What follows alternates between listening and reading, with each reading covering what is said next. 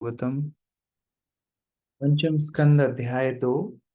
हम महाराज अग्निध्र का चरित्र पढ़ रहे हैं, जहाँ उनको पूर्व चित्ती से आकर्षण होता है। श्लोक संख्या 8।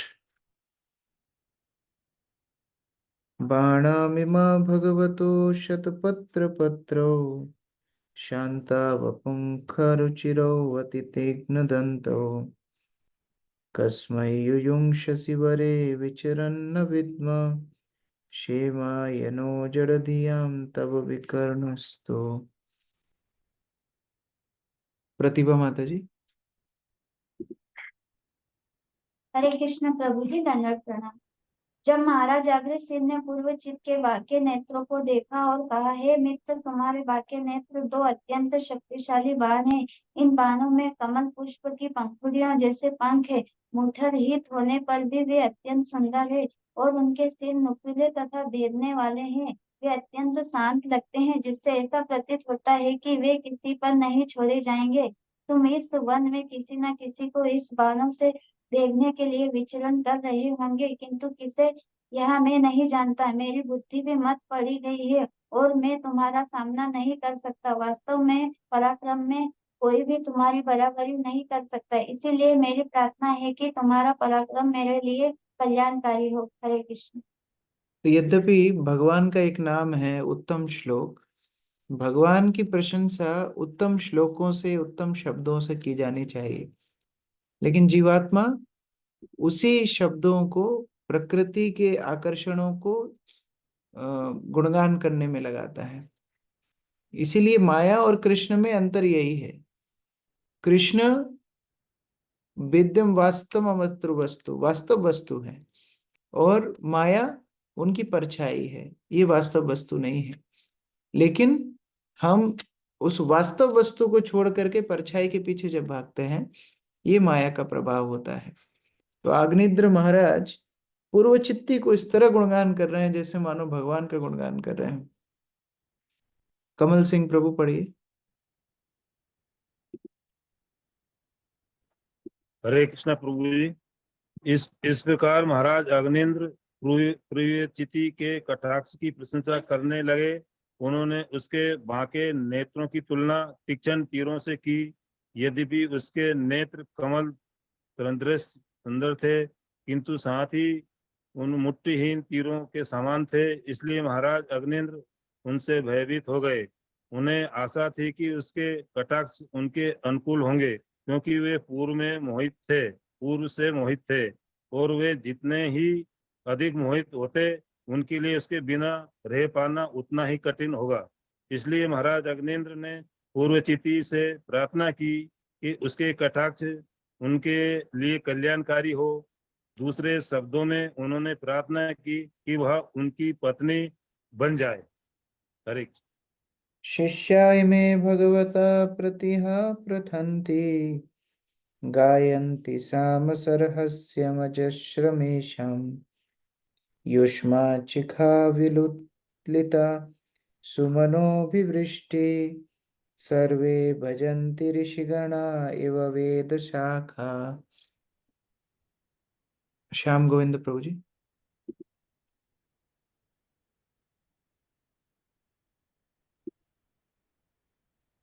हरे कृष्णा।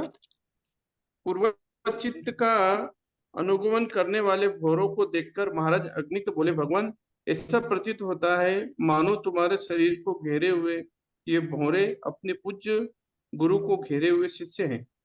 वे सामवेद तथा उपनिषद के मंत्रों का निरंतर गान कर रहे हैं और इस प्रकार तुम्हारी स्तुति कर रहे हैं, जैसे ऋषिगण वैदिक शास्त्रों की शाखाओं का अनुसरण करते हैं। ये भौरे तुम्हारी चोटी से झड़ने वाले पुष्पों का आनंद ले रहे हैं। हरे कृष्ण। देखिए कितना मोह का प्रभाव होता है।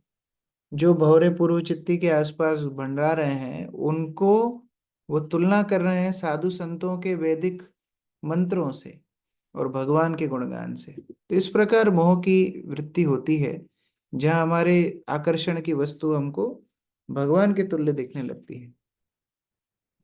वाचाम परम चरण पंजरतिरीणाम ब्रह्मन् अरूप मुखरान श्रवमाम तुभ्यम लब्धा कदम्ब रुचिरंक विटंक बिंबे यस्यामलात परिधि क्वच बलकाम ते।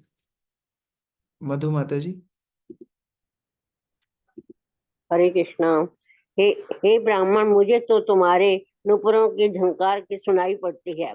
ऐसा लगता है कि उनके अंदर तीतर तीतर पक्षी चहक रहे हैं। यद्यपि मैं उनके रूपों को नहीं देख रहा, किंतु मैं सुन रहा हूँ कि वे किस प्रकार चहक रहे हैं। जब मैं तुम्हारे सुंदर गोल नितंबों को देखता हूँ तो मुझे लगता है कि मानो वे कदम के पुष्पों का सुंदर रंग लिए हों। तुम्हारी कमर में ज्वलमान अंगारों की मेखला पड़ी हुई है। दरअसल ऐसा लगता है कि तुम वस्त्र धारण करना भूल गए हो। हरे कृष्ण। तात्पर्य पढ़ो। आशा माता जी पढ़िए। पुरोचिति को कामुक भाव से देखते हुए महाराज अग्निध्र ने उस तरुणी के आकर्षण, नितंबों तथा कटी भाग पर दृष्टि फेरी।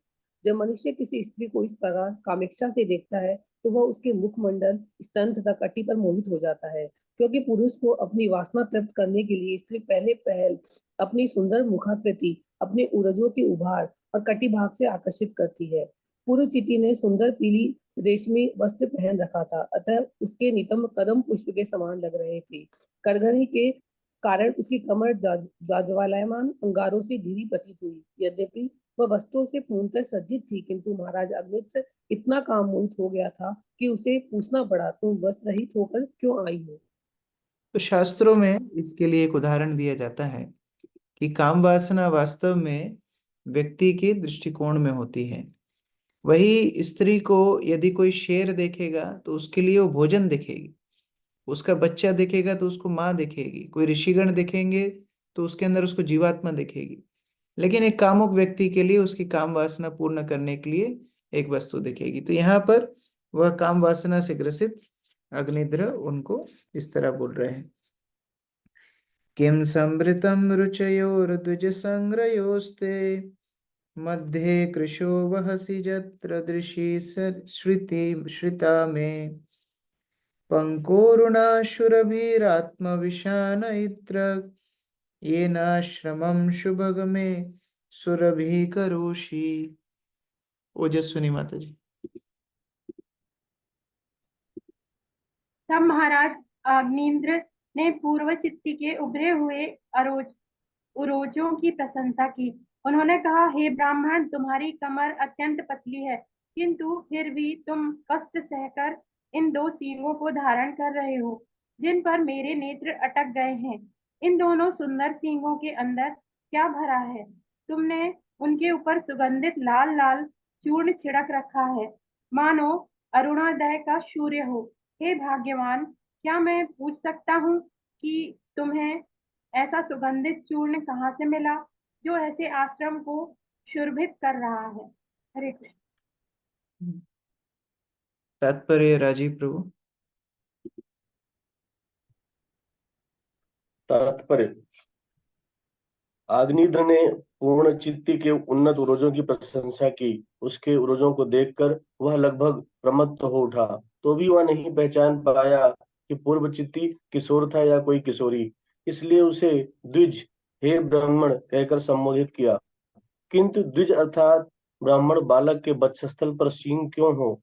क्योंकि बालक की कमर पतली थी। अग्निध्र ने सोचा कि वह अत्यंत कठिनाई से इनका भार ढो रहा है, अतः इनके भीतर अवश्य कुछ मूल्यवान वस्तु भरी होगी, अन्यथा वह उनको क्यों वहन कर रहा है। जब किसी स्त्री की कटी पतली और उरोज उठे हुए होते हैं तो वह अत्यंत आकर्षक लगती है। अग्निध्र ने मोहित नेत्रों से कृष शरीर वाली लड़की के लाल स्तनों का चिंतन किया और कल्पना की कि उसके नितंब इसको कैसे वहन करते होंगे। अग्निध्र ने कल्पना की कि उनके उन्नत उरोज उसके दो सींग हैं, जिन्हें उसने वस्त्र से इसलिए ढक रखा था जिससे उनके भीतर के बहुमूल्य पदार्थ को कोई देख ना सके, किंतु अग्निध्र उनको देखने के लिए अत्यंत व्यग्र था। अतः उसने प्रार्थना की, कृपया इनसे आवरण हटा दो, जिससे मैं देख सकूं कि इनके भीतर क्या भरा है। विश्वास रखो कि मैं उन्हें ले नहीं भागूंगा। यदि तुम्हें कोई असुविधा हो तो क्या मैं स्वयं खोलकर देख सकता हूँ कि इन उन्नत सींगों के भीतर क्या है?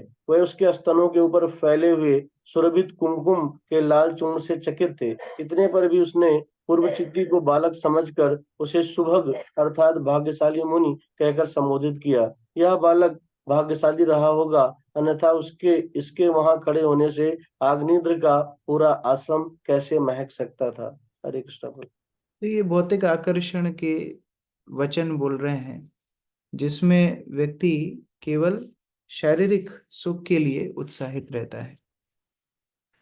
लोकम प्रदर्श्य सुहृतम तावकम में यत्र इत्थम उरसा व्ययाव अपूर्व अपूर्व अस्मद्विधस्य मन उनयनौ बिभर्ति बहुत बुधम सहरस रास सुधादि वक्त्रे। मंजू माता जी। हे मित्रवर, क्या तुम्हें मुझसे अपना निज स्थान देखना चाहते हो? मैं कल्पना भी नहीं कर सकता कि उस स्थान के निवासियों को तुम्हारे उन्नत ऊर्जों के समान अद्भुत शारीरिक अंग किस प्रकार प्राप्त हुए हैं, जो मुझ जैसे देखने वालों के मन तथा नेत्रों को उद्वेलित कर रहे हैं। उनकी मधुर वाणी तथा मृदुल मुस्कान से मैं इस निर्णय में पहुंचा हूं कि उनके मुखार बिंद से अमृत बरस रहा होगा। हरि प्रिया माता जी। प्रमथ अग्निध्र ने उस स्थान को भी जानना चाहा जहां से वह ब्राह्मण बालक आया था और जहां के मनुष्यों के वक्षस्थल इस प्रकार उठे हुए थे। उन्होंने सोचा कि संभवतः ऐसे आकर्षक अंग उनकी कठिन तपस्या के फलस्वरूप हों। अग्निध्र ने इस बालिका को सुहृतम कहकर संबोधित किया, जिससे वह उसे वहां ले जाने से कहीं अस्वीकार न कर दे। अग्निध्र ने केवल उस बालिका के उन्नत खोजों से मोहित थे, वरन उसकी मधुर वाणी से भी आकृष्ट थे। उन्हें ऐसा प्रतीत हुआ मानो उसके मुख से अमृत निकल रहा हो, इसलिए वे अत्यंत आश्चर्य में पड़ गए। इतना मोह में पड़ा है कि ब्राह्मण है कि ब्राह्मणी है, महिला है कि पुरुष है, यही उसको बोध नहीं। कभी पूर्व चित्ती को महिला बुलाता है, कभी उसको ब्राह्मण बुलाता है, फिर कभी बोलता है वो कहाँ रहती हो, मुझे भी लेकर के चलो। ऐसे ही मोहवश स्थिति में पड़ गया है। कावात्मवृत्तिर अदना धवैरंगभाति विष्णु कलासी अनिमेषुन मकरौ च कर्णौ उद्विग्न मीन जुगलम द्विज पंक्ति शोचिर आसन्न भृंग निकरम सर इन्मुखम ते। संचिता माता जी। हरे कृष्ण प्रभु जी। मित्रवर, शरीर पालन के लिए तुम क्या खाते हो? तामूल चबाने से तुम्हारे मुख से सुगंध फैल रही है। इससे यह सिद्ध होता है कि तुम सदैव विष्णु का प्रसाद खाते हो। निश्चय ही तुम भगवान विष्णु के अंश स्वरूप हो। तुम्हारा मुख मनोहर सरोवर के समान सुंदर है। तुम्हारे रत्न जटिल कुंडल उन दो उज्जवल मकरों के तुल्य हैं, जिनके नेत्र विष्णु के समान अपलक रहने वाले हैं। तुम्हारे दोनों नेत्र दो चंचल मछलियों के सदृश हैं। इस प्रकार तुम्हारे मुख सरोवर में दो मकर तथा दो चंचल मछलियां एक साथ तैर रही हैं। इनके अतिरिक्त तुम्हारे दांतों की ध्वल पंक्ति जल में श्वेत हंसों की पंक्ति के सदृश प्रतीत होती है, और तुम्हारे बिखरे बाल तुम्हारे मुख की शोभा का पीछा करने वाले भौरे के झुंड के समान है। तात्पर्य मीनू माता जी। तात्पर्य, भगवान विष्णु के भक्त उन्हीं के अंश भी हैं और वे विवांश कहलाते हैं। भगवान विष्णु को सभी प्रकार की हवियां भेंट की जाती हैं और भक्तगण उनका बचा हुआ भोजन अर्थात प्रसाद खाते हैं। अतः हवि की सुगंध न केवल विष्णु से निकलती है, वरन प्रसाद पाने वाले भक्तों के शरीरों से भी निकलती है। आग्नेत्र पूर्व चिति को उसके शरीर से निर्गत सुगंधि के कारण भगवान विष्णु का अंश मान रहे थे। इसके साथ ही साथ उसके मकराकर रतन जड़ित कुंडलों, उनके शरीर की सुगंध के पीछे मत होकर दौड़ने वाले भौरों के समान काले बालों तथा हंसों के समान श्वेत दत्त पंक्ति के कारण अग्नित्र ने उनके मुख की उपमा कमल पुष्पों, मछलियों, हंसों तथा भौरों से अलंकृत सुंदर सरोवर से दी। इतना आकर्षित हो गया है कि भगवान के विस्तार रूप में ही पूर्व चित्ती को गुणगान कर रहे हैं। योऽसौ त्वया कर सरोज हत पतंगो दिक्षु भ्रमन् भ्रमत इज्यते क्षीणि मे मुक्तं न ते समरसि वक्रजाटवरूथं कष्टो नीलोहरति लंपट एष नीविम। इसको हम अपने भक्ति जीवन में ऐसे भी समझ सकते हैं कि कई बार ऐसे कुछ आकर्षण हमारे भक्ति जीवन में आ जाते हैं, हमको लगता है कि हमारी भक्ति के लिए ही महत्वपूर्ण है। जरूरी नहीं है ये कामुक वासना ही हो, पूजा लाभ प्रतिष्ठा भी ये सूक्ष्म काम वासनाएं होती हैं। तो इस प्रकार की इच्छाएं ऐसी लगती हैं कि अरे भगवान की भक्ति के लिए ही है, जैसे यहाँ पूर्व चित्ती को भगवान का विस्तार रूप में ही मान रहा है, उसी प्रकार हमारी भक्ति की उत्थान या हमारी भक्ति की प्रगति हम नापते हैं, कितनी हमें सुख सुविधाएं मिलती हैं, कितना हमें सम्मान मिलता है, हमें कितना लोग प्रशंसा करते हैं, लेकिन वास्तव में वो केवल और केवल हमारा मोह मोह है, जो हम यहाँ पर अग्निद्र महाराज के रूप में देख रहे हैं। अनुवाद सुनंदा माता जी।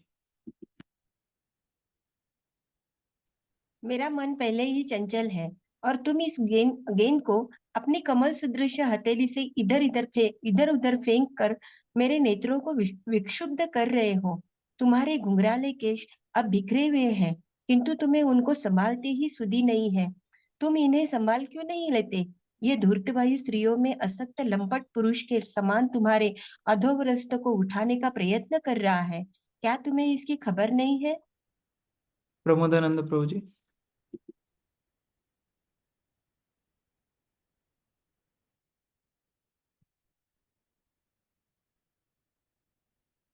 अनम्यूट किया प्रभु जी? प्रमोदानंद प्रभु जी अनम्यूट नहीं किया। हाँ। पूर्व चित्ती अपने हाथों में गेंद लिए हुए खेल रही थी, जो उसकी कमल वृत्त हथेली में पकड़े एक अन्य कमल पुष्प सा लग रहा था। इधर उधर गति करने से उसके केश शिथिल हो गए थे और उसका निवी बंधन खुल रहा था। ऐसा प्रतीत हो रहा था मानव द्रुत द्रुत आयु उसे नंगा करना चाह रही हो। फिर उसने अपने बाल संभालने या अपने वस्त्र संभालने की कोई परवाह नहीं की। आग्रह इस बाला को अनावृत सुंदरता का दर्शन करना चाहता था, अतः उसने उसके हाव भाव से उसके नेत्र चंचल हो गए उठे। हरे कृष्ण भगवान। रूपम तपोधन तपश्चरतां तपोघ्नम ये तत्तु केन तपसा भवतोपलब्धम चर्तुं तपोरसि मया सह मित्रमह्यं किं वा प्रसीदति सा वै भव भावनो में। वंदना माता जी। हरे कृष्णा। हे श्रेष्ठ तपस्वी, तुम्हें दूसरों की तपस्या भंग करने वाला यह अद्भुत रूप कहाँ से प्राप्त हुआ है? तुमने यह कला कहाँ से सीखी? हे मित्र, तुमने इस सुंदरता को प्राप्त करने के लिए कौन सा तप किया है? मेरी इच्छा है कि तुम मेरे साथ तपस्या में सम्मिलित हो जाओ, क्योंकि हो सकता है इस ब्रह्मांड के सृष्टा भगवान ब्रह्मा ने मुझ पर प्रसन्न होकर तुम्हें मेरी पत्नी बनने के लिए भेजा हो। हरे कृष्ण। ऐसा ही आकर्षण बोलता है कि हाँ, ये भगवान का, विधाता का, ब्रह्मा जी का ही आयोजन है जो ये इंद्रिय तृप्ति मुझे मिल रही है, नहीं तो भगवान देते ही क्यों। लोग ऐसे तर्क भी करते हैं जब हम कभी प्रचार के लिए जाते हैं, लोग बोलते हैं देखो प्रभु जी हमको इतना पैसा दिया है, किसके लिए दिया है? भोग करने के लिए दिया है ना, हम भक्ति क्यों करें? तो इस तरह ही यहाँ पर अग्निद्र महाराज की आसक्ति बोल रही है। तात्पर्य बसंत प्रभु। तात्पर्य अग्निद्र ने पूर्वचित्ती के अपूर्व सौंदर्य की प्रशंसा की। दरअसल उसे ऐसा अद्वितीय सौंदर्य देखकर आश्चर्य हुआ जो पूर्व तपस्या का फल हो सकता है। इसीलिए उसने उस बालिका से प्रश्न किया कि उसने यह रूप कई अन्यों की तपस्या को भंग करने के लिए तो नहीं प्राप्त किया। उसने विचार किया कि हो न हो ब्रह्मांड के सृष्टिकर्ता ब्रह्मा जी ने उस पर प्रसन्न होकर ही उसे उसकी पत्नी बनने के उद्देश्य से भेजा है। उसने पूर्व चित्ती से पत्नी बनने की प्रार्थना की, जिससे वे दोनों मिलकर तपस्या कर सके। दूसरे शब्दों में, यदि पति तथा पत्नी आत्मज्ञान के एक ही धरातल पर हो तो उपयुक्त पत्नी गृहस्थ जीवन में तपस्या करने में अपने पति की सहयोगी होती। आत्मज्ञान के बिना पति तथा पत्नी समान पद पर स्थित नहीं हो पाते। भगवान ब्रह्मा की यही इच्छा रहती है कि अच्छी संतति जन्मे। अतः जब तक वे प्रसन्न नहीं होते, किसी को अनुकूल पत्नी नहीं मिल सकती। वास्तव में विवाहोत्सव में ब्रह्मा की उपासना की जाती है। आज भी भारत में विवाह के निमंत्रण पत्रों के ऊपर भगवान ब्रह्मा का चित्र बना रहता है। हरे कृष्ण। इस प्रकार हम देख सकते हैं कि प्रियव्रत महाराज के काम वासनाओं के कारण जो पुत्र हुआ, उसके अंदर कितनी काम वासना है। तो कोई भी क्रिया जब हम ठीक भावना से नहीं करते, उसका क्या रिजल्ट होता है हम यहाँ पर देखते हैं। हमारी सेवाओं में भी हमारी चेतना बड़ी महत्वपूर्ण है। मान लो कोई ये भावना से प्रचार कर रहा है कि उसको मान सम्मान मिलेगा, तो ऐसे ही लोग उसके प्रचार से आएंगे जिनके अंदर मान सम्मान की अभिलाषाएं होंगी। कोई अपनी भौतिक इच्छाओं को पूरा करने के लिए भक्ति में है, वो तो शुद्ध होगा धीरे धीरे, लेकिन कालांतर में जो सेवाएं वो करेगा, ऐसे ही लोगों को आकर्षित करेगा जो भौतिक इच्छाओं को पूरा करने के लिए आए। तो लाइक डिसॉल्व्स लाइक, हम इंग्लिश में बोलते हैं। शुद्ध भावना से सेवा की जाए, शुद्ध भावना से प्रचार किया जाए, तो उसी प्रकार के लोगों को आकर्षित किया जाएगा। यहाँ पर अभी ब्रह्मा जी की कृपा मान करके वो पूर्व चित्ती को विवाह करने के लिए उत्सुक हो रहा है।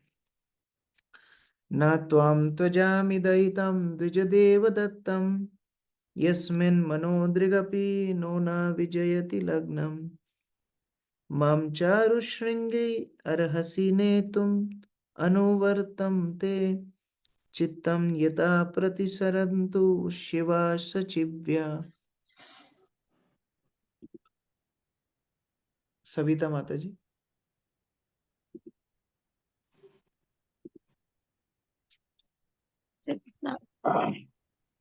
ब्राह्मणों के द्वारा पूजित भगवान ब्रह्मा ने मुझ पर अत्यंत अनुग्रह करके तुमको मुझे दिया है, इसलिए मैं तुमसे पाया हूँ। मैं तुम्हारे साथ नहीं छोड़ना चाहता, क्योंकि मेरे मन तथा नेत्र तुम्ही पर टिके हुए हैं और वे किसी तरह दूर नहीं किए जा सकते। हे सुंदर उन्नत उरोजों वाली बाला, मैं तुम्हारा अनुचर हूँ। तुम मुझे जहाँ भी चाहे ले जा सकती हो और तुम्हारी सखियां भी मेरे साथ चल सकती है। तात्पर्य अनीता साहू माता जी। जब आग्नेय अपनी दुर्बलता को बिना झिझक के स्वीकार करता है, अब आग्नेय अपनी दुर्बलता को बिना झिझक के स्वीकार करता है। वह पूर्व चित्ती पर मोहित था, अतः इसके पूर्व कि वह यह कहे कि मुझे तुमसे क्या प्रयोजन, वो उसके साथ विवाह करने की इच्छा व्यक्त करता है। वह इतना मोहित था कि उसके साथ कहीं भी जाने को तैयार था, चाहे वह स्वर्ग हो या नरक। जब कोई कामासक्त हो उठता है, तो वह बिना किसी शर्त के स्त्री के समक्ष आत्मसमर्पण कर देता है। इस संबंध में शील माधवाचार्य का कथन है कि जब कोई सनकी व्यक्ति की तरह हंसी मजाक करने लगता है, तो वह कुछ भी कह सकता है, किंतु उसके शब्द निरर्थक होते हैं। हरे कृष्ण। तो यहाँ कृष्ण का दास बनना चाहिए, लेकिन अपनी पत्नी का दास बनने के लिए तैयार हो गया है, और उस प्रकार से अब उसने अपना मत सामने रखा है। आगे सुखदेव गोस्वामी बता रहे हैं। श्री शुक उवाच। अनुवाद पढ़िए, कौन पढ़ेंगे? गौरी शंकर प्रभु।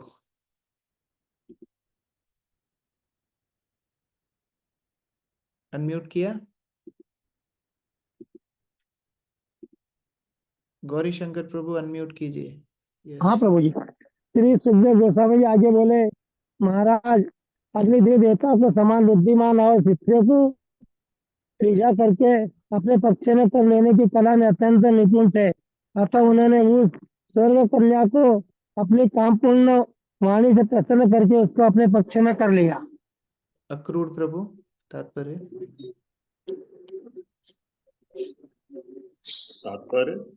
चूंकि राजा अग्नित भक्त थे, अतः वास्तव में उन्हें भौतिक सुख की उसे तनिक भी इच्छा नहीं थी, किंतु अपना वंश चलाने हेतु उन्हें पत्नी की आवश्यकता थी और ब्रह्मा ने पूर्व चित्ती को इसी उद्देश्य के लिए भेजा था।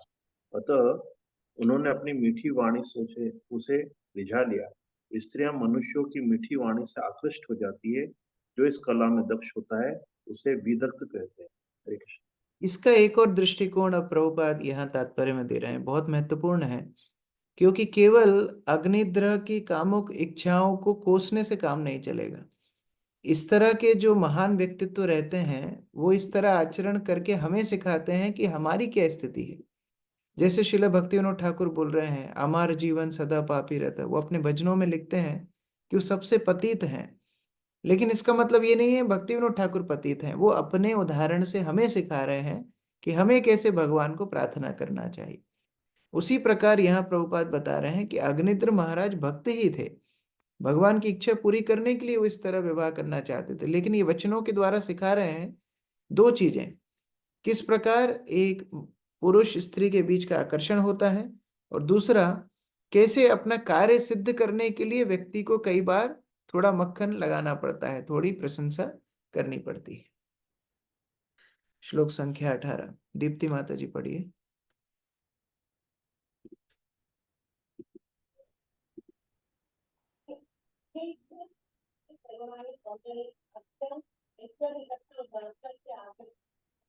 आपकी आवाज आवाज नहीं आ रही माता जी। गायत्री माता जी पढ़िए। हरे कृष्णा प्रभु जी, आ रही है अब? हाँ अभी आ रही है, पढ़िए। अग्निग्रह की बुद्धि, तरुणाई, सौंदर्य, आचरण, ऐश्वर्य तथा उदारता से आकर्षित होकर पूर्व चित्ती जम्बूद्वीप के राजा तथा समस्त वीरों के स्वामी अग्निग्रह के साथ कई हजार वर्षों तक रही, और उसने भौतिक और शारीरिक दोनों प्रकार के सुखों का भरपूर भोग किया। तात्पर्य पढ़ लूं प्रभु जी? पढ़िए। ब्रह्मा जी की कृपा से राजा अग्निद्र की तथा स्वर्ग कन्या पुरुचित्ती की युति अत्यंत अनुकूल सिद्ध हुई। इस प्रकार उन्होंने कई हजार वर्षों तक भौतिक तथा स्वर्गिक सुखों का भोग किया। हरे कृष्णा प्रभु जी, दंडवत प्रणाम। नेक्स्ट पढ़िए गायत्री माता जी। हरे कृष्ण। राजाओं में श्रेष्ठ महाराज अग्निद्र को पूर्व चित्ती की कोख से 9 पुत्र प्राप्त हुए, जिनके नाम राजा नाभि, किम पुरुष, हरिवर्ष, इलावृत, सम्यक, हिरण्यमय, पुरुष, भद्राक्ष तथा केतुमाल थे। हरे इस कृष्ण। प्रकार 9 पुत्र पुरुचित्ती के माध्यम से महाराज अग्निद्र को प्राप्त हुए। हमने कल ये चर्चा की थी। रेखा माता जी अगला पढ़िए। पुरुचित्ती ने प्रति वर्ष एक करके 9 पुत्रों को जन्म दिया, किंतु जब वे बड़े हो गए तो वह उन्हें घर पर छोड़कर ब्रह्मा की उपासना करने के लिए उनके पास उपस्थित हुई। तात्पर्य पढ़े? अप्सराओं का इस तरह ही कार्य होता था। वो किसी कार्य को सिद्ध करने के लिए भूमंडल पे आते हैं, उसके बाद फिर चले जाती। तो उस प्रकार बच्चे जब बड़े हो गए, पूर्वचित्ती पुनः ब्रह्मलोक को चली गई। राहुल प्रभु। हरे कृष्ण। तात्पर्य, ऐसे अनेक उदाहरण हैं जब अप्सराएं ब्रह्मा या इंद्र जैसे श्रेष्ठ देवता की आज्ञा से इस पृथ्वी पर अवतरित हुई, उनकी आज्ञानुसार विवाह किया और संतान उत्पन्न करने के बाद अपनी अपनी पुरियों को पुनः लौट गई।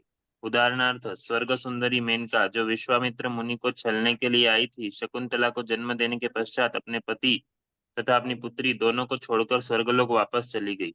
पूर्वचित्ती भी महाराज अग्निंद्र के संग स्थायी रूप से नहीं रही। अपने पति के गृह कार्य में सहायता करने के पश्चात वह महाराज अग्निंद्र तथा अपने 9 पुत्रों को त्याग कर ब्रह्मा की आराधना करने के लिए उनके पास लौट गई। नमिता माता जी नेक्स्ट।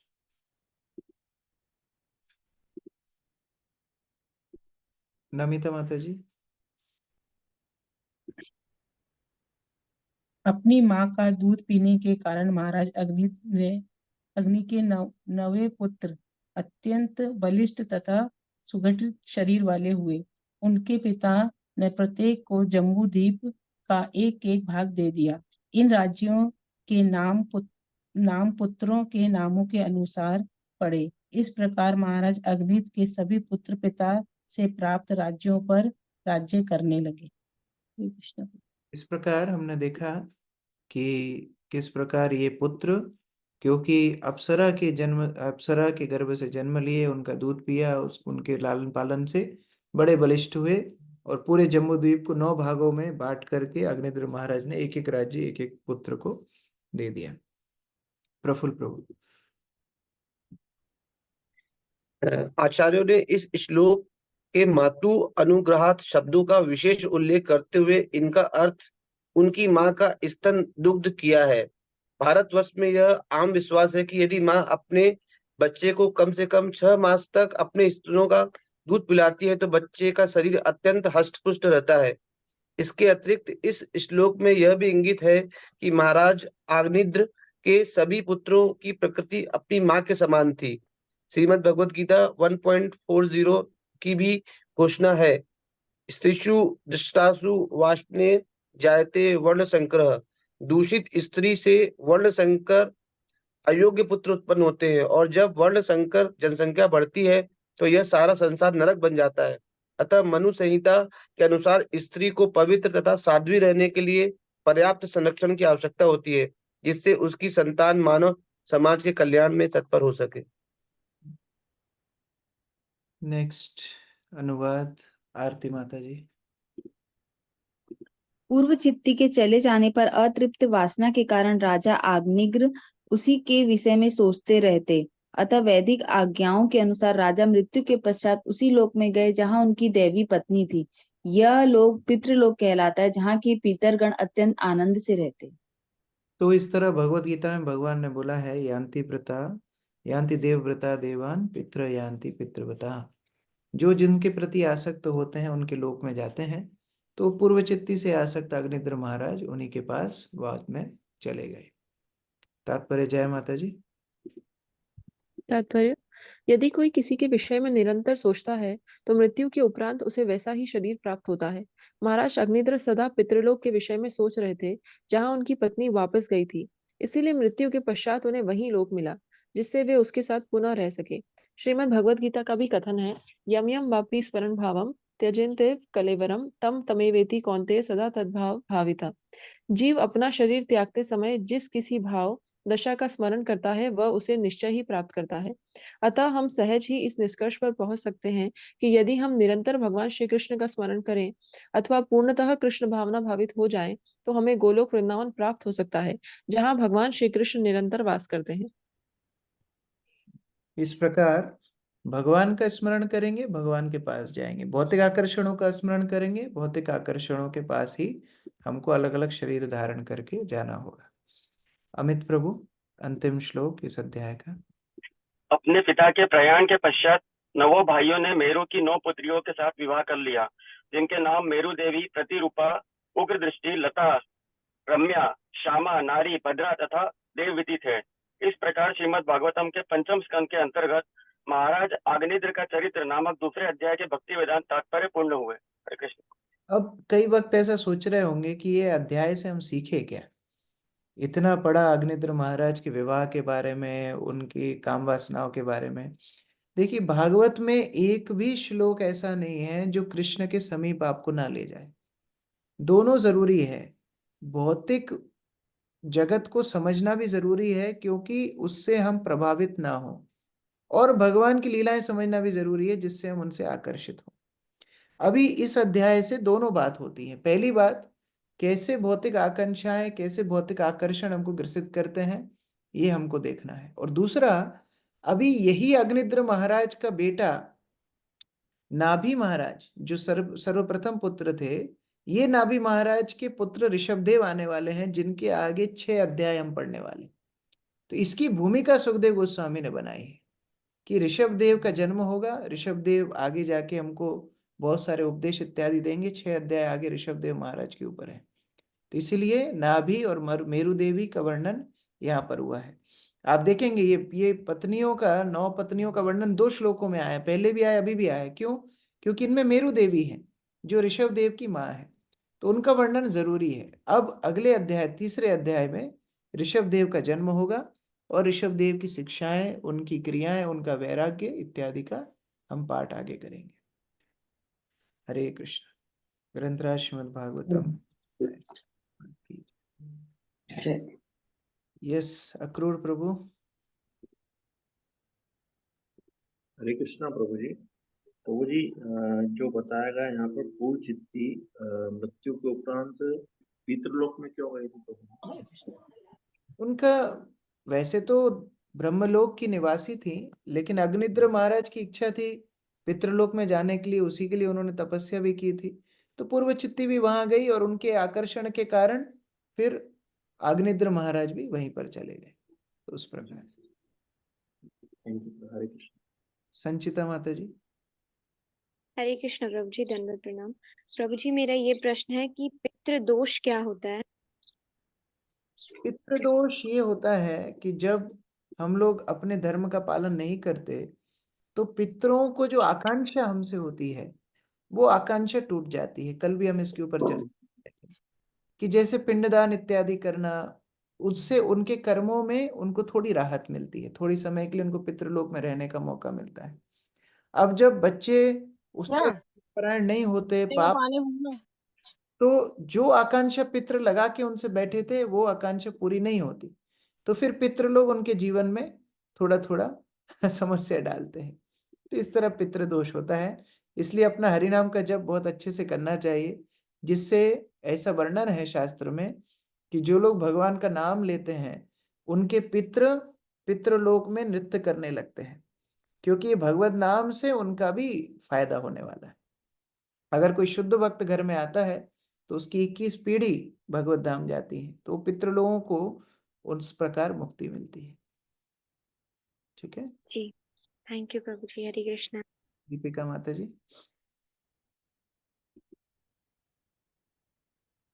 हरे कृष्णा प्रभु जी, दंडवत प्रणाम। मेरा प्रश्न प्रभु जी आज के टॉपिक से नहीं है, थोड़ा अलग है प्रभु जी, कि सेवा के रिलेटेड है प्रभु जी। कि जो कुकिंग सेवा होती है अपनी, उसमें कंपलसरी एक जो माला करता है वही कुकिंग सेवा में आ सकता है प्रभु जी। पर हमारे ग्रुप में बोलना चाहिए कि नहीं बोलना चाहिए पता नहीं मुझे, फिर भी मैं बोल रही हूँ क्योंकि काफी कंफ्यूज हूँ मैं बहुत दिनों से। कि एक है उनके मतलब घर में एक ही भक्त है, वो भी पूरा घर ऐसे मंदिर आते जाते हैं, लेकिन माता जी भक्त है अच्छी, लेकिन प्रभु जी नॉनवेज और ये सब खाते हैं प्रभु जी, और वो कुकिंग सेवा में भी आते हैं। मुझे इस चीज का पता चला तो मैंने अपने मेंटर से भी बात की थी कि इस तरीके से है, तो उन्होंने बोला कि मैं इसमें कुछ मदद नहीं कर सकती, क्योंकि मैं उनको समझाने जाऊंगी तो जो भक्त है वो भी नहीं आएंगे। तो ये कैसे? वो देखिए, वो माता जी तो नहीं खाती है ना। नहीं, माता जी नहीं खाती।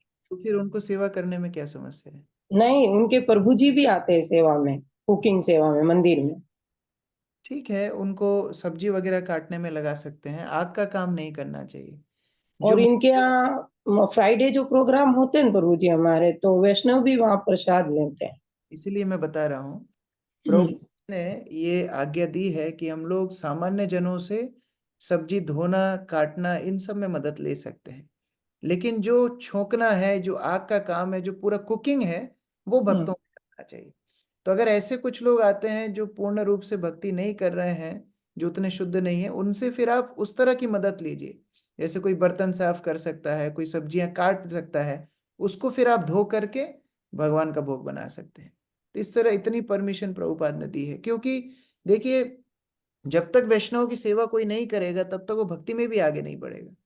तो कम से कम जो पहले का काम है, जैसे सब्जी धोना काटना, बाजार से सामान खरीद के लाना, ये सब काम में मदद हम किसी की भी ले सकते हैं, लेकिन फिर उनको धो करके कुकिंग करना, ये भक्तों को अपने हाथ से करना चाहिए। वो तो ब्राह्मण है प्रभु जी, जो छोकने का काम तो वही करते, कटिंग का काम नहीं करते। हाँ, वो अलग। बसंत प्रभु। हरे कृष्णा प्रभु जी, धन्यवाद एक प्रणाम। डिटेल में ऐड करूंगा, भक्ति जो है घृणा का पथ नहीं है। हमको सबके लिए कैसे अवसर दे सकते हैं ये हमको सुनिश्चित करना हो। जब तक वो भक्तों की संगति करेगा नहीं, उसकी गंदी आदतें छूटेंगी कैसे? हम हॉस्पिटल खोल के रुके बैठे हैं, इस्कॉन के मंदिर मतलब है आध्यात्मिक हॉस्पिटल। हॉस्पिटल में मरीज तो आएंगे ही, कुछ डॉक्टर आएंगे, लेकिन अधिकांश तो मरीज ही आएंगे। तो हम अपेक्षा ये करें कि एकदम व्यक्ति शुद्ध एकदम पवित्र होकर के इस्कॉन में आए, तो फिर ये आकांक्षा ठीक नहीं है। जैसा भी व्यक्ति आता है उसको धीरे धीरे धीरे सेवा में लगा करके पवित्र करना है, फिर उसको भी भक्त बनाना है। ये हमारे मन में विचार होना चाहिए। वो 8 साल से आ रहे प्रभु जी, ग्रुप में सुनते भी है, मंदिर में भी सुन रहे। करोड़ों जन्मों से पड़े हुए हैं यहाँ भौतिक जगत में, 8 साल क्या चीज है? करोड़ों जन्मों के बाद माला को हाथ लगाए हैं, वो तो 8 साल बाद आया है, तो वो हमसे उन्नत भक्त है। हमको सबको प्रेरणा देना है, सबको आगे बढ़ाने का ये भाव हमारे अंदर होना चाहिए। वैष्णवता मतलब ये करुणा होना चाहिए, वो करुणा के साथ हमको आगे बढ़ाना है। थैंक यू प्रभु जी। बसंत प्रभु। हरे कृष्णा प्रभु जी, धन्यवाद, प्रणाम प्रभु जी। आज की क्लास में हमें बहुत सारे पॉइंट अच्छे लगे, पर उनमें से एक बहुत ही अच्छा पॉइंट था कि जो हम किस उद्देश्य से, जैसे हम भगवत गीता देने जाते हैं तो हम तो उनको बहुत सारे बोलते हैं हमारी लाइफ में ये होगा, बहुत सारे चेंजेज आए ये। तो आज मुझे ये जो आप बता रहे थे कि हमारा उद्देश्य ये, तो थोड़ा सा मैं इसका डिटेल जानना चाह रहा था कि हम उन्हें किस तरह से बता सकते हैं, क्योंकि पता नहीं वो किस स्तर पे है, क्या समझेंगे। हरे कृष्ण। बताने के लिए आप कुछ भी बता सकते हैं। कई भक्त तो भगवत गीता देने के लिए कई प्रयास करते हैं, लेकिन आपकी चेतना ये होनी चाहिए कि मैं केवल और केवल गुरु और कृष्ण की सेवा के लिए काम कर रहा हूँ, मेरे लिए नहीं। इदम कृष्णाय इदम न मम, मेरे लिए नहीं, कृष्ण के लिए, गुरु के लिए, प्रभुपाद के लिए। ये बार बार स्मरण स्वयं की चेतना के लिए होना चाहिए। उनको बताने, कई बार हम बच्चों को बोलते हैं आप भगवत गीता पढ़ो, आपकी पढ़ाई में मदद मिलेगी, मिलती भी है। कई बार हम लोगों को बोलते हैं कि आपके सात्विक जीवन होगा, आपका स्वास्थ्य अच्छा होगा, आप भगवद गीता का अध्ययन कीजिए, होता भी है। लेकिन उसके साथ साथ उनकी भक्ति आगे बढ़ती है। तो ये बोलना गलत नहीं है, लेकिन आपकी चेतना ये नहीं होना चाहिए कि मैं ज्यादा भगवद गीता डिस्ट्रीब्यूट करूंगा, मेरा नाम अनाउंस होगा, मुझसे सब लोग खुश हो जाएंगे, मुझे बड़ी प्रशंसा मिलेगी, मेरे फोटो ग्रुप पे डालेंगे। ये सब आकांक्षाएं नहीं होना चाहिए। आकांक्षा ये होना चाहिए कि गुरु कृष्ण के आंदोलन में मैं सहयोग कर पाऊं, ये आकांक्षा होनी चाहिए। प्रभु जी, जब हम शुरू करते हैं, जैसे मान लीजिए आप लोगों ने आज्ञा दी कि जाओ डिस्ट्रीब्यूट कर सकते हैं आप, तो उस टाइम तो यही उद्देश्य होता है। लेकिन जब कुछ भगवत गीता डिस्ट्रीब्यूट हो जाती है, उसके बाद भक्त लोग बहुत प्रशंसा करते, वो तो हमारे उत्साह देने के लिए करते हैं, पर हमारा जो मन है उसमें ना ये सूक्ष्म अहंकार है या पता नहीं क्या, वो अच्छा लगने लगता है सुन सुन के। ये शुद्धिकरण है। जैसे पहले जमाने में ऋषि मुनि एक पैर पर खड़े होते थे, फिर कभी तेज बारिश आ जाती थी, तो बारिश का दोष नहीं है, वो बारिश आई है आपकी तपस्या को चेक करने के लिए, आप कितने दृढ़ हो। उसी प्रकार से कभी कभी बहुत ठंड पड़ती थी, कभी कभी बहुत गर्मी होती थी, फिर भी वो अडिग खड़े रहते थे। तब प्रसन्न होकर के जिनकी वो आराधना करते थे, वो आकर के उनको आशीर्वाद देते थे।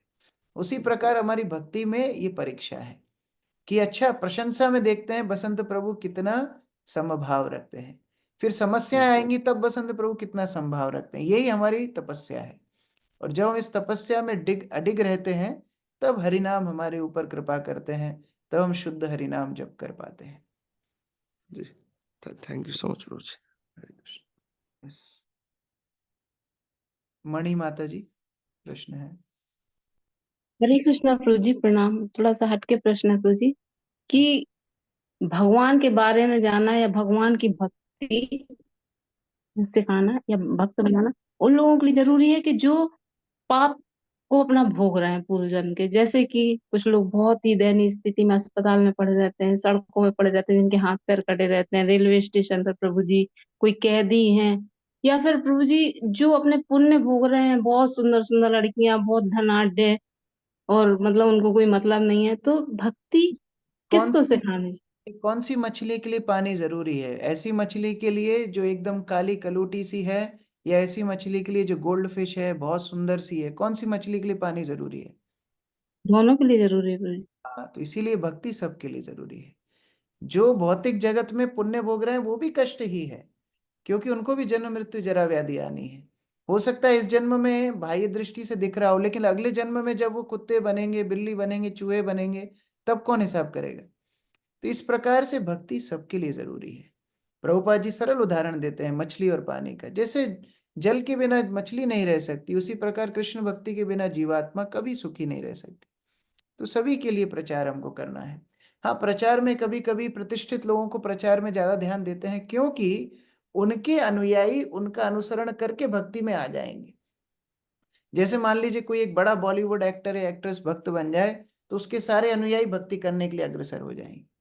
एक वृंदावन के साधु के पास विराट कोहली जाकर के बैठता है, उनके लाइन लगनी शुरू हो जाती है। क्यों?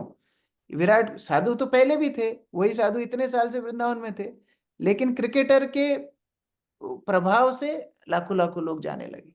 तो उस प्रकार से कई बार प्रचार में भक्त लोग प्रयास करते हैं कि प्रतिष्ठित लोगों को प्रचार किया जाए, लेकिन विचार ये नहीं होता कि उन्हीं को भक्ति दी जाए। भक्ति सभी के लिए है, सभी को भक्ति का प्रदान करना चाहिए, भक्ति का दान करना चाहिए। ठीक है, गौरी शंकर प्रभु। प्रभु जी कल एक आया था, विमुख और विमूढ़ किसे कहते हैं? किसको? कल एक क्लास में क्वेश्चन आया था, विमुख तथा विमूढ़ ये शब्द आया था। विमुख, विमुख व विमूढ़। हाँ, विमुख, विमुख मतलब जो भगवान के आश्रय को छोड़ करके माया की तरफ चला गया। जैसे अपन किसी को देख करके मुंह फेर लेते हैं, कोई हमको पसंद नहीं होता है तो उसको देख करके मुंह फेर लेते हैं, उसी तरह भगवान को छोड़ करके माया की तरफ अग्रसर होना, उसको विमुख बोलते हैं। और विमूढ़ मतलब मूर्ख। अब मुख तो फेर लिया, लेकिन फिर माया को ही अपना घर मानने लगा, शरीर को ही अपनी पहचान मानने लगा, इसको विमूढ़ बोलते हैं। मूढ़ मतलब मूर्ख, विमूढ़ मतलब एकदम फर्स्ट नंबर मूर्ख। आरती सोमानी माता जी। हरे कृष्ण प्रभु जी, प्रणाम। प्रभु जी, एक्चुअली वो अभी आप पढ़ रहे थे ना, तो उसमें बता रहे थे कि मान प्रतिष्ठा के लिए भी कुछ ऐसा संवाद आया था, शुद्ध भक्ति नहीं कर पाते, मान प्रतिष्ठा के लिए हम करते हैं या बुलाते हैं लोगों को। तो प्रभु जी वो थोड़ा सा एक्सप्लेन कर दीजिए। मैं वही बता रहा था, देखिए भक्ति इतनी शक्तिशाली है कि कोई भी किसी भी भावना से भक्ति करे शुद्ध हो जाएगा। लेकिन जितने काल के लिए हमारी भावना शुद्ध नहीं है, हम ऐसे ही लोगों को आकर्षित करेंगे जैसी हमारी चेतना है। हमारी चेतना मान सम्मान की है, हमारी चेतना शुद्ध नहीं है। हम जब प्रचार पे जाएंगे तो जो लोग आएंगे उनके अंदर भी वही विकार कई बार देखने के लिए होते हैं। इसलिए आप देखेंगे जो शुद्ध भक्त प्रचार करते हैं, उनके संस्पर्श से जीवात्मा शुद्ध भक्त बन जाता है। हमारे प्रचार से हम कितना ही बोलते रहें, कितना ही बताते रहें, कोई परिवर्तन नहीं आता है। क्यों? क्योंकि हमारी भावना शुद्ध नहीं है। इसीलिए प्रचार हो, सेवा हो, झाड़ू लगाने से लेकर के व्यासासन पे बैठ करके प्रवचन देने तक हमारी भावना होनी चाहिए, दास दास दासान उदासः, कि मैं दासों का दास हूं। जब तक ये भावना नहीं रहेगी, तब तक प्रचार हो चाहे कोई भी सेवा हो, उसका ठीक एफिशिएंसी, उसका ठीक तरह से प्रभाव नहीं होगा। ठीक है जी Prabhu ji, thank you Prabhu ji. Actually क्या अब कर तो रहे हैं, जैसे ठीक है, बहुत सारे ऐसे खराब खराब थॉट्स आते हैं, बहुत ही ज्यादा खराब थॉट्स आते हैं, तो शायद माला अच्छे से नहीं होती है, चैंटिंग बराबर नहीं होती है। इसीलिए भक्तों को दैन्य भाव से सेवा करने के लिए हमको अभ्यास होना चाहिए। ये जो मीनियल सर्विस, विनम्र सेवा करने से इस तरह के अनर्थ दूर होते हैं। जैसे प्रसाद सेवा, प्रसाद कुकिंग सेवा, क्लीनिंग सेवा, झाड़ू पोछा मंदिर में जाकर के लगाना, भक्तों की चप्पलें जमाना, ये सारी सेवाएं हमारे हृदय को शुद्धिकरण के लिए बहुत बहुत महत्वपूर्ण है। और सबसे बड़ी विनम्र सेवा पता है क्या है? सबसे बड़ी विनम्र सेवा है जो बोला जाए, ये सबसे बड़ी विनम्र सेवा है। मान लीजिए बोला जा रहा है कि आप गेट पर खड़े होकर के ये सेवा कीजिए, आप बोले नहीं नहीं मैं पीछे डस्टबिन फेंकने जाऊंगा, अब ये विनम्र सेवा नहीं रही। भले ही आप डस्टबिन फेंकने जा रहे हैं, लेकिन बात ना मानना यह अहंकार का सूचक है। तो सबसे बड़ी विनम्र सेवा निम्न सेवा है, बात मान करके जो कहा जाए वो करा जाए। धीरे धीरे धीरे आप देखेंगे हृदय कोमल होता जाएगा, हृदय शुद्ध होता जाएगा। तो जी यहाँ से ये भक्ति शास्त्री करना चाहिए नहीं करना चाहिए इनिशियली? जैसा जैसा लोकल भक्त गाइड करें वैसा करना चाहिए। भक्ति शास्त्री बनने से भक्ति नहीं होगी, बात मानने से भक्ति होगी। तो जिनके अनुगत्य होकर के हम सेवा कर रहे हैं, वो जो प्रेरणा देते हैं उस हिसाब से भक्ति में आगे बढ़ना चाहिए। ठीक है, हरे कृष्ण। हीरेन प्रभु। प्रभु 14 लोक हैं, उसमें पितृलोक कहाँ पे आता है? पितृलोक स्वर्ग लोक के आसपास आता है। अभी हम इसमें पढ़ेंगे, पंचम स्कंद में ही आगे आएगा। अंतिम सत्र जो है इस स्कंद का, उसमें पितृलोकों की भी हम स्थान देखेंगे। ये स्वर्ग लोक के पास में ही होता है। ये जो 14 भुवन है, ये 14 स्तर हैं लोकों के। तो जो भूर भुवा स्वहा, तो भूर और भुवा के बीच में ये सारे अलग अलग ग्रह होते हैं। हम लोग देखेंगे, इसका हम लोग पाठ करेंगे इस स्कंद के अंत में। हरे कृष्णा प्रभु, दंडवत प्रणाम। रीतु माता जी। हरे कृष्णा प्रभु जी, दंडवत प्रणाम। प्रभु जी, जैसे पहले माता जी ने पूछा था उसी प्रकार से थोड़ा सा मेरा प्रश्न है। प्रभु जी, जैसे मैं अपने प्रभु जी के लिए पूछना चाह रही हूँ, आज वो ड्यूटी पे हैं तो उनके लिए। वो हम इस्कॉन से जुड़े थे, जैसे मैं बहुत टाइम से जुड़ी हुई हूँ, बहुत टाइम से माला करती हूँ, मेरे को 10-15 साल हो गए हैं जपा वगैरह सब कुछ करते हुए। उनको जुड़े हुए अभी 2-3 साल हुए हैं। तो वो पहले बहुत ज्यादा ड्रिंक भी करते थे और नॉन वेज वगैरह भी ले लेते थे। डेली नहीं था, बट किसी अपने फ्रेंड के साथ और ऐसा घर में तो मैंने कभी नहीं आने दिया। पर अभी जैसे वो आने लगे हैं तो इस्कॉन में आने के बाद चाय वगैरह भी उनका छूट गया है और नॉन वेज भी बिल्कुल उन्होंने जैसे एंटर किया तो उन्होंने छोड़ दिया, अभी कभी नहीं लेते वो। परंतु ये जो ड्रिंक का है, तो जैसे प्रभु जी कैसे कभी उनकी जैसे नाइट ड्यूटी होती है तो वहां पे वो ले लेते हैं। तो फिर मैं पूछती हूँ तो कहते हैं नहीं लिया है मैंने। तो पता चल जाता है मुझे कि नहीं होगा ऐसा। तो अभी वो जब से जुड़े हैं प्रभु जी 3 साल से, वो 16 माला भी जप कर रहे हैं और मंदिर में बहुत सेवा करते हैं। अभी जन्माष्टमी भी थी तो सुबह 4 बजे से लेके रात को मतलब कितने हम 1:30-2 बजे घर पे आए हैं, जब तक वो सेवा भी कर रहे थे वहां पे। और बाकी सारी सेवाएं करते हैं, यात्राओं में जाते हैं वहां पे भी बहुत सेवा करते हैं प्रभु लोगों की सबके साथ। पर वो अपनी ये आदत नहीं छोड़ पा रहे हैं प्रभु जी, तो मुझे, और अभी वो दीक्षा भी लेना चाहते हैं प्रभु जी, तो मुझे उसके लिए मैं उनको बोल रही हूँ अभी आप दीक्षा के लिए उतने रेडी नहीं हो आप कि छूट जाएगा, अभी हो जाएगा, नहीं वो करूंगा। अभी सवाल, तो दीक्षा का तो अभी सवाल ही नहीं है। लेकिन कोई बुरी आदत, कोई भी गंदी आदत हो, कोई भी अनर्थ हो, वो जाता है शुद्ध भक्तों की कृपा से। तो जिस तरह ये सेवा कर रहे हैं, धीरे धीरे शुद्धिकरण तो होगा ही। लेकिन आप उनके लिए शिल प्रभुपाद को प्रार्थना कर सकती हैं कि प्रभुपाद इनकी गंदी आदत आप छुड़ा दीजिए। धीरे धीरे वो सेवा के माध्यम से, हरिनाम जप करें उनके माध्यम से, सारी गंदी आदतें तो वैसे ही छूटेंगी। लेकिन आप विशेष प्रार्थना करेंगे तो उनसे उनको लाभ होगा। और दीक्षा की जल्दीबाजी नहीं करना चाहिए। दीक्षा होने से चमत्कार नहीं होने वाला है। हमारी भावना जब तक शुद्ध नहीं होगी, सदगुरु के साथ हमारा संबंध नहीं स्थापित हो सकता। दीक्षा हो जाएगी लेकिन उसके बाद भी परंपरा से संपर्क नहीं होगा यदि हमारा भाव शुद्ध ना हो, हमारी आदतें शुद्ध ना हो, हम 4 नियम का पालन ना करें, 16 माला का जप ना करें। और जिनकी दीक्षा हो भी गई है वो लोग भी यदि ये नियम पालन नहीं करेंगे तो संबंध दोबारा से टूट जाएगा। ये एक कॉन्ट्रैक्ट है, हमारे गुरु महाराज बोलते थे ये कॉन्ट्रैक्ट है। कॉन्ट्रैक्ट में जैसे दोनों पार्टी साइन करती हैं, अब एक पार्टी ने कॉन्ट्रैक्ट तोड़ा तो दूसरी पार्टी बाध्य नहीं है उस कॉन्ट्रैक्ट को पालन करने के लिए। उसी तरह सदगुरु जो संबंध देते हैं परंपरा के साथ, बड़ा गंभीर संबंध है।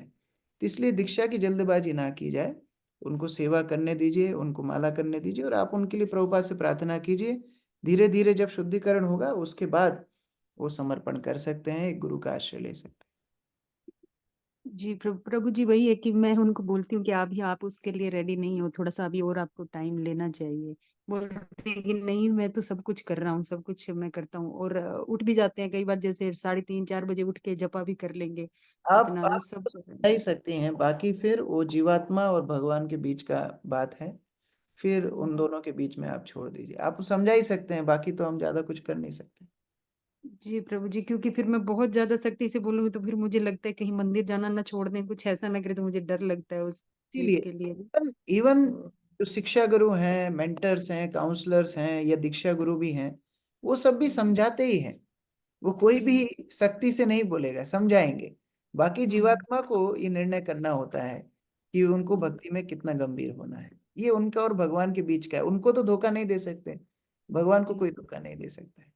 प्रभु जी, तो प्रभु जी इसके लिए मुझे लगता है कि कहीं कल को वो अगर दीक्षा वगैरह कुछ ले, अगर कुछ आगे हो, तो मुझे अपने आप से बहुत अपराध बोध लगता है कि कहीं मुझे पाप नहीं लगेगा कि गुरु महाराज के लिए या कहीं से भी कि तो वो मतलब मेरे थ्रू ही जुड़े हैं तो। आप अथॉरिटीज को बता सकती हैं कि इस तरह उनका अभी समस्या है, तो अथॉरिटीज फिर उनको उस हिसाब से गाइड करेंगी।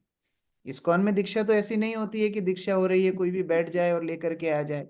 यस तक अथॉरिटीज जी नहीं करती हैं तब तक तो दीक्षा नहीं होती है। जी प्रभु जी, ठीक है Prabhu ji, Hare thank Krishna. You so much. Prabhupada की जय, समवेत भक्तवृंद की जय।